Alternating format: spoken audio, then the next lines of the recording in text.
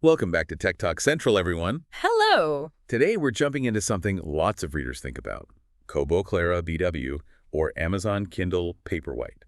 Which one should you actually get? That's the million-dollar question, isn't it? Well, maybe not quite $1 million.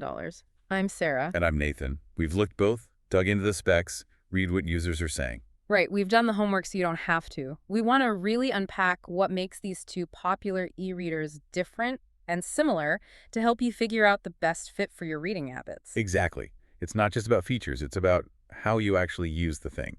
So let's start with the Kobo Clara BW. What are we looking at here? Okay, so the Clara BW, it's got a 6-inch screen. It's that e-ink Carta 1300 HD display, glare-free, of course. Carta 1300 HD. What does that actually mean for reading? Is it, like, noticeably better? Yeah, it's one of the newer e-ink screens, so you should see better contrast, crisper text, and faster page turns, too. Makes it feel a bit more like paper. Okay, nice.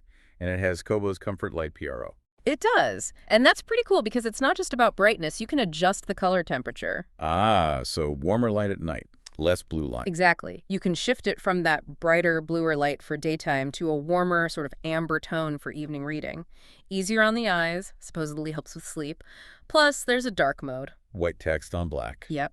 Good for really dark rooms. Okay, practical stuff. What about, accidents? Dropping it in the bath. Huh. Always a concern. It's IPX8 waterproof. Which means? It means it should survive being submerged in up to 2 meters of fresh water for about an hour. So splashes, spills, even a quick dunk, probably okay. Gives you some peace of mind. Good to know. Anything else stand out on the hardware side? Well, Kobo mentions using recycled and ocean-bound plastic in the build, which is a nice touch. Environmentally conscious, I like that. Storage. 16 gigabytes. Kobo says that's roughly 12,000 ebooks, or maybe 75 Kobo audiobooks. Whoa, okay. Plenty of space then. How do you get stuff onto it? Several ways. There's the Kobo store, obviously, and their subscription service, Kobo Plus, for unlimited reads and listens. But the big things for many are Pocket integration. Receiving web articles. Right.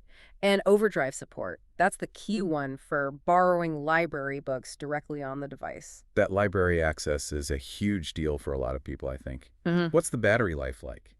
And is it easy to carry?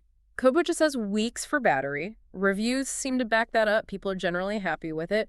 And yeah, it's pretty light, about 5.6 ounces and slim. So definitely portable. Gotcha. And Bluetooth for the audiobooks you mentioned. Price? Bluetooth, yep. Price is $149.99. So based on reviews, what are people loving and any complaints? People really like the portability, find it easy to use. The screen gets praised a lot, crisp, eye-friendly.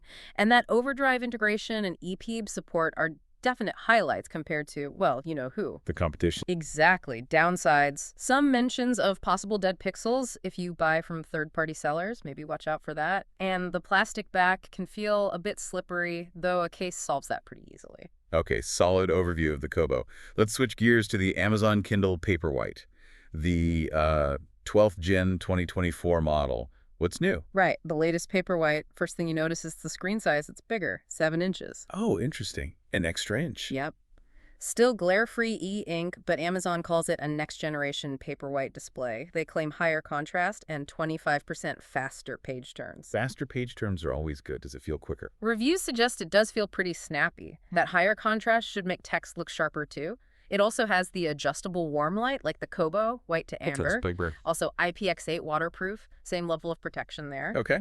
Storage? Same again, 16 gigabytes. Amazon says thousands of books. Fair enough. What about battery? You mentioned Kobo says weeks. Kindle makes a much bigger claim here, up to 12 weeks on a single charge. Charges via USB-C, too, which is nice. 12 weeks. Okay, that's impressive if it holds up. And being Amazon, the ecosystem is key, right? Absolutely. It's all tightly integrated with the Kindle store, Kindle Unlimited, massive selection, obviously. If you're already in the Amazon world, it's seamless. Makes sense. Yeah. Are they doing anything on the sustainability front? They are. They mention using 29% recycled materials overall, and the internal frame uses 90% recycled magnesium. Packaging is mostly recyclable, too. Good to see that trend continuing. How does it feel size and weight-wise compared to the Kobo? It's a bit bigger, naturally, with the 7-inch screen. Dimensions are roughly 5 by 7 inches, and it weighs a bit more, 7.4 ounces. Still very portable, but noticeably larger than the 6-inch Kobo. Connectivity. Price. It has Wi-Fi, both 2.4 and 5 gigahertz. Bluetooth as well for Audible audiobooks and the Voice View screen reader. The price for the ad-supported version is $159.99. Slightly more than the Kobo. What's the user feedback like on this Paperwhite? Generally very positive. People like the ease of use. The size is often called perfect, though some upgrading find it a bit big. The screen quality crispness, contrast gets high marks. Fast performance, great battery life, and the value proposition within the Kindle ecosystem, like finding cheap or free books, are all common praises. Oh, and the syncing across devices with the Kindle app. Any common grumbles? A few things pop up. The dark mode isn't a pure black background, apparently, more like a dark gray, which bothers some. And some users wish it had page scrolling like the phone app, not just page turns. And yeah, as mentioned, some find the larger size a bit less comfy to hold than older, smaller Kindles. Right. So let's boil it down head to head. Key differences. Screen size is the obvious one. Yep. 6-inch Kobo, 7-inch Kindle. Both are great e-ink 300p PI resolution. Kobo talks up its Carta 1300 HD tech. Kindle talks up contrast and speed. Probably both look fantastic, maybe slight differences depending on what you prioritize. Waterproofing and storage. Pretty much a tie. Both IPX8, both 16 GB. Battery life, though. Kindle's 12-week claim versus Kobo's weeks. Yeah, that's a potentially big difference on paper. Real-world usage varies, but Kindle seems confident. And the big one, the ecosystem. Huge difference. Kindle, Amazon's world. Very convenient if you're already there, but locks you in a bit. Kobo, more open. EPUB support, overdrive for libraries, Pocket, much more flexible if you get books from different places. Price difference is small. Kobo slightly cheaper. $149.99 for Kobo, $159.99 for the ad-supported Kindle. Both use recycled materials. What about physical page turn buttons? I know some people love those. Neither of these models have them. Touchscreen only for page turns. You'd need to look at other models like maybe a Kobo Libra if you really want physical buttons. Okay, and audiobooks. Both do it via Bluetooth. Kobo links to Kobo audiobooks. Kindle links to Audible. So covered either way, just depends on where your audio library lives. All right.